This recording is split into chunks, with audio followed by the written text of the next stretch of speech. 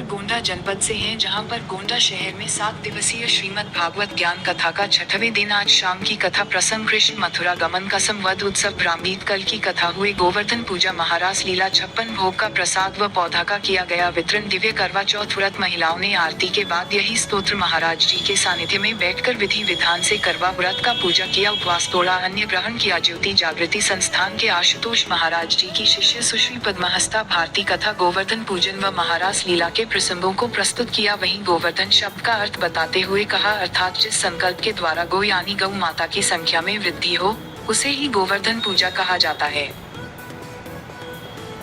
जागृति संस्थान के देसी गौ संरक्षण व संवर्धन कार्यक्रम कामधेनु की चर्चा करते हुए उन्होंने कहा कि गौ भारतीय संस्कृति का आधार है। भगवान श्री कृष्ण कहते हैं, धेनु नामस्मि कामधुक, धेनुओं में मैं कामधेनु हूँ। इस प्रकार गौ को उन्होंने अपनी ही विभूति बताया व सदा ही गोरोचन का तिलक अपने मस्तक पर सुशोभित किया। परंतु फिर भी आज देसी नस्लें लुप्त होती जा रही हैं। गोवध समाज के लिए एक कलंक बन चुका है, इसलिए गौ संरक्षण व संवर्धन की परम आवश्यकता है। इसी कारण से श्री आशुतोष महाराज जी के दिशा निर्देशन में संस्थान द्वारा कामधेनु प्रकल्प चलाया जा रहा है, जिसके अंतर्गत देसी गौ की वृद्धि हेतु जन जन को प्रेरित और प्रोत्साहित किया जा रहा है। साध्वी जी ने स्वयं व्यासपीठ से गोंडा वासियों के माध्यम से पूरे के संरक्षण की अपील की। कहा, भगवान कृष्ण के द्वारा ही सर्वप्रथम गोवर्धन पूजा आरंभ करवाई गई थी और गोवर्धन पर्वत तो अपनी उंगली पर उठाकर इंद्रदेव के क्रोध से ब्रजवासियों और पशु पक्षियों की रक्षा की थी। यही कारण है कि गोवर्धन पूजा में गिरिराज के साथ कृष्ण जी के पूजन का भी विधान है।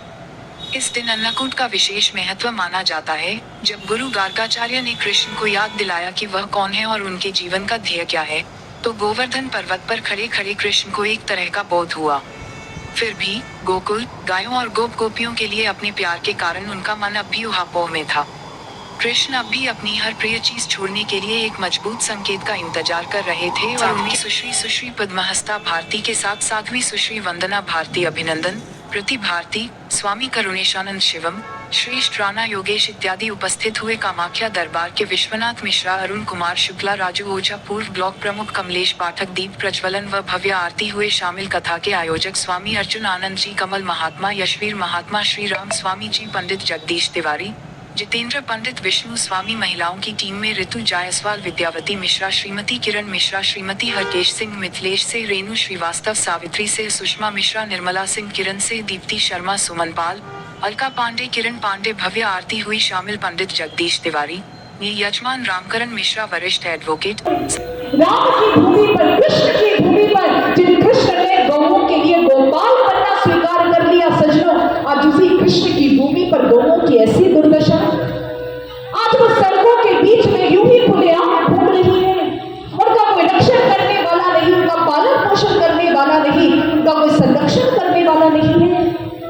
ये हमारा कर्तव्य बनता है सजनों, क्योंकि कहते हैं कि भारत का तो आधार ही, भारत की धूली ही गौ माता है, गंगा मैया है और गौरी अर्थात स्त्री का सम्मान है। गौ, गौरी, गंगा ये आधार बिंदु माने गए हैं इस भारत भूमि के। सचमुच यदि एक को भी पीड़ा पहुंची, यदि एक का भी सम्मान करने में किसी प्रकार की त्रुटि रही, तो ये भारत माता का ही अपमान होगा। इसे आवश्यकता है आज गौ माता के संरक्षण एवं संवर्धन की। आज ऐसा नहीं कि भारत की नस्लों में, भारत की गौ नस्लों में किसी प्रकार से अत्यधिक दूध देने का सामर्थ्य नहीं है। सचमुच सामर्थ्य हम खो चुके हैं उनकी सेवा करने का, सामर्थ्य हम खो चुके हैं उनके प्रति अपने सम्मान को प्रदान करने का। हमें सामर्थ्य नहीं है कि हम गौ माता के कामधेनु मां के उन अंशों को किसी प्रकार संभाल पाए, लेकिन पीड़ा उठाया है। दिव्य ज्योति जागृति संस्थान के माध्यम से श्रीमद्भागवत कथा का आज पंचम दिवस है और आदरणीय कथा व्यास जी ने आज गोवर्धन पूजा का महत्व बताया।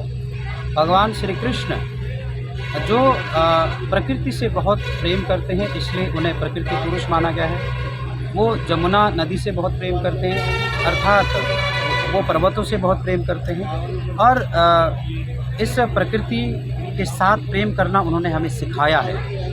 हमारा संस्थान का प्रकल्प है संरक्षण, उसके माध्यम से हम जनसमूह को ये संदेश देना चाहते हैं कि हम सभी लोग भी अपने घरों में जल संरक्षण हो, चाहे वृक्षारोपण हो, इन कार्यों के साथ जुड़ें और गोवंश का संवर्धन हो, इन कार्यों से भी हमें जुड़ना चाहिए।